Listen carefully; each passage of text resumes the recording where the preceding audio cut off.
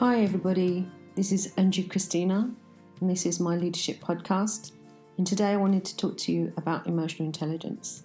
So I've been having some conversations with people and there seems to be some confusion about what emotional intelligence is, and I want to speak to that today. So what is emotional intelligence and how do we use it? Emotional intelligence means that you acknowledge your own feelings and you recognise the feelings of others, and that you learn how to manage them to be a more effective leader. It definitely is a challenge to manage our emotions, especially if we haven't been taught that in our formative years or we just had really bad examples. But it's definitely a skill that we can achieve, we can acquire it. Emotional intelligence is not stuffing your feelings so that, it's impacting your well-being or ignoring the poor behaviour of others. Okay, so here's a scenario for you. You're at work and you're feeling angry because of something that has happened in an interaction with somebody else.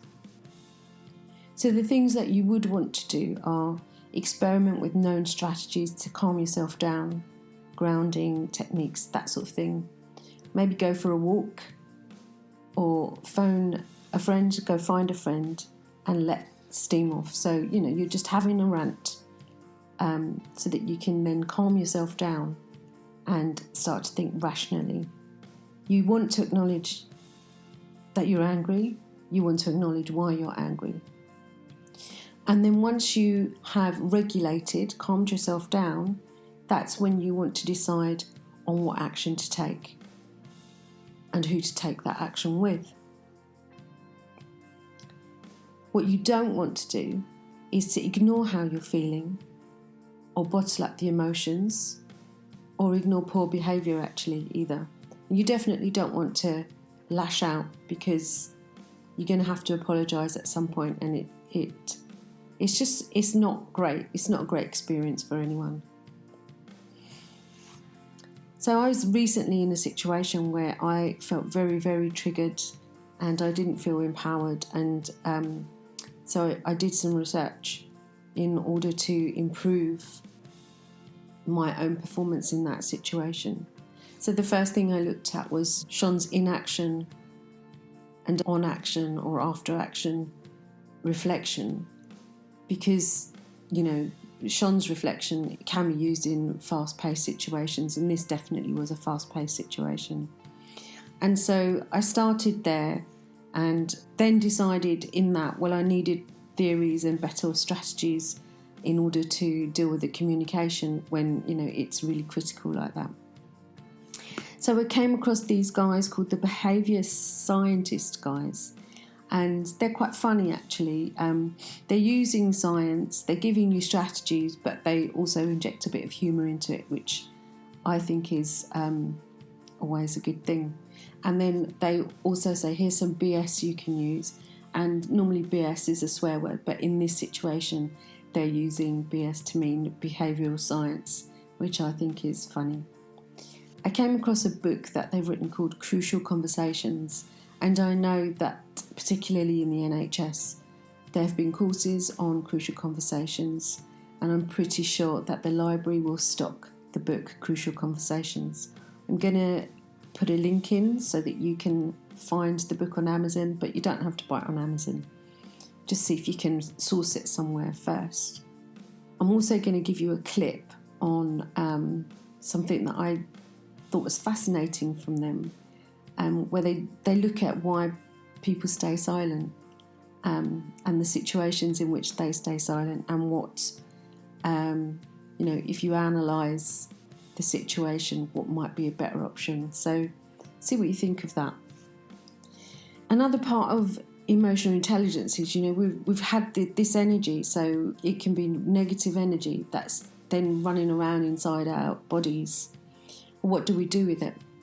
So I picked this up from a course that I did called Overcoming Overwhelm, and it was presented by a psychologist called Dr. Margaret Naguib. And this was my takeaway. This is the bit that I want to share. So first of all, listen to the clues that your body is giving you about how you're feeling. So, if you're like me, you have learned to ignore, your brain telling you something's wrong, and you just push on. But actually, when your body tells you something's wrong, you should pay attention to it. Yes, I've ignored my body in the past, but I'm learning to listen to my body. I remember one situation where, it's quite a tricky situation that caused a lot of anxiety for me, but it completely bypassed my brain and hit my body straight away and affected my breathing. And so they're the things to look at. Is your breathing affected? Is there tightness somewhere? Like, are your fists clenched? Are you frowning? Are your shoulders up? All those sorts of things can be the starting point for you to kind of go, okay, something's going on. I need to actually address what is happening inside me.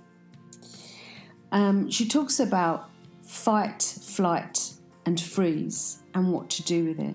So first of all, we've probably got a load of energy stored up because we haven't dealt with flight, fight, or freeze. She does talk about like the initial responses are probably from a long time ago. But when you start to look at it, you can still work that energy out. I found that anyway. So when you feel like it's flight, you want to flee, run it out, run on the spot until you feel the energy has been released. With the fight response, punch it out. So I've never found punching a pillow useful. But I tried this and I just stood up and I punched the air in front of me. And I was really, really surprised at one, how good it felt, and two, how much fight there was in me that was stuck inside me. And then I just punched it out. My shoulders hurt the next day. It was like that, but it was good. And then the final one is freeze. So if you freeze in a situation, shake it out. So what she says is to shake your hands. And if that feels good, just do it for a while. Shake your feet, so sit down and then shake your feet. And if that feels good, do that for a while. And what I like to do, I keep tension in my hips. So what I have started to do is I just shake, like I put on a song and just shake my hips, and it makes you laugh as well. So that's really, really funny. One other thought is that you could journal. So, reflective practice is good. So there's two things you could do here. You could just journal for 20 minutes, put a time limit on it, because we're all busy people. Journal for 20 minutes and just let it all out. Let there be no judgment, let there be no editing, just out, get it out. And the other journaling activity you could do is reflective practice. So, if we're using Gibbs's reflective cycle, then we want to look at what happened, how we felt, and then eventually we're going to get down to some solutions and what to do next. So all those things are useful. My aim and my hope is that you don't bottle up your emotions, because that's not what I'm asking you to do.